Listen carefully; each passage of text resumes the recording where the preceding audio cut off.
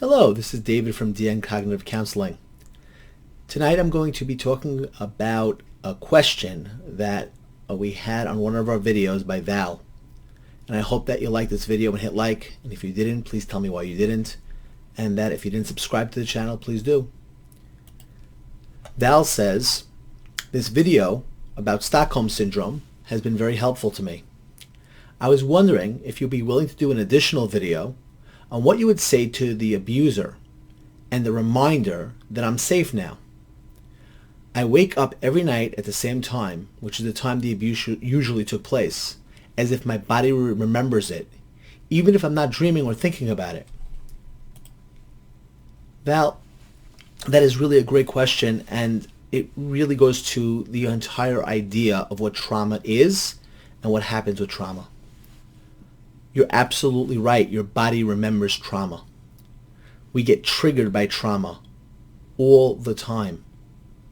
And that's the reason why so many people have different reactions to things, because all things in life could be triggers. Smells, times of night, just environments that you're in. I'm glad that you recognize the trigger. So one of the things that you can do is before you go to sleep, it is important to tell yourself, I am no longer that child. The abuse is in the past. It's over. He's finished. He's done. It can't happen again. I'm saying he, but it could be working for she if that was the case as well. He will never be able to do this to me again. I am safe. I have a voice. I can stand up for myself. He's gone, or he's dead. He can't hurt me anymore.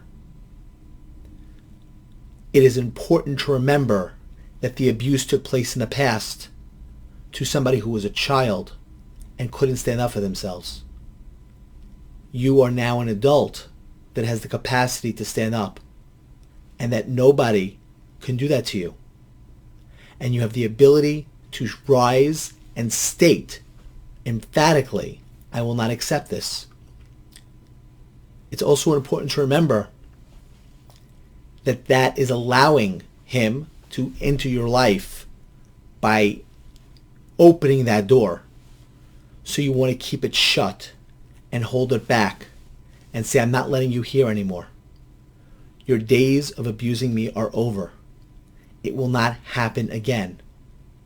And by emotionally shutting it out, and by emotionally pushing back and going over this in your mind, can be very helpful to you in terms of reclaiming your nights. And this is true of any type of trigger.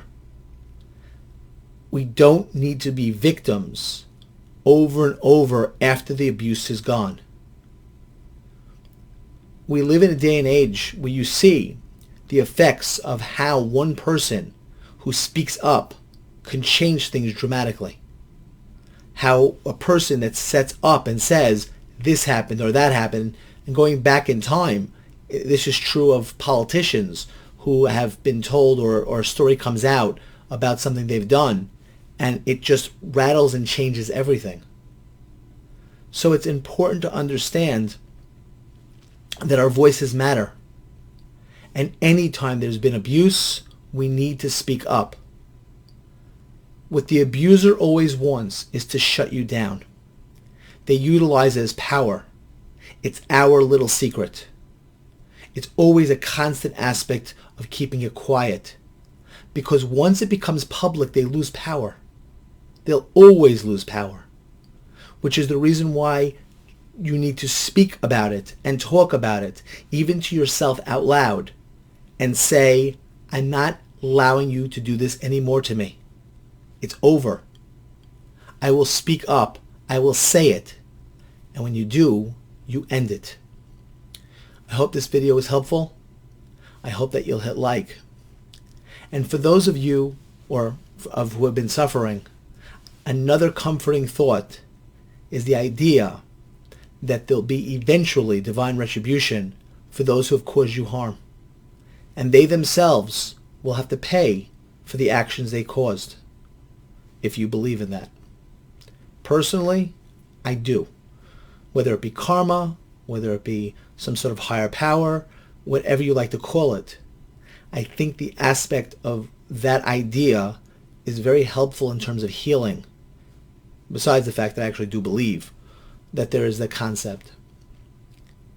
So again, I hope this is helpful. I hope that you'll be able to use this. And if you have any questions, please feel free to ask. Thank you very much.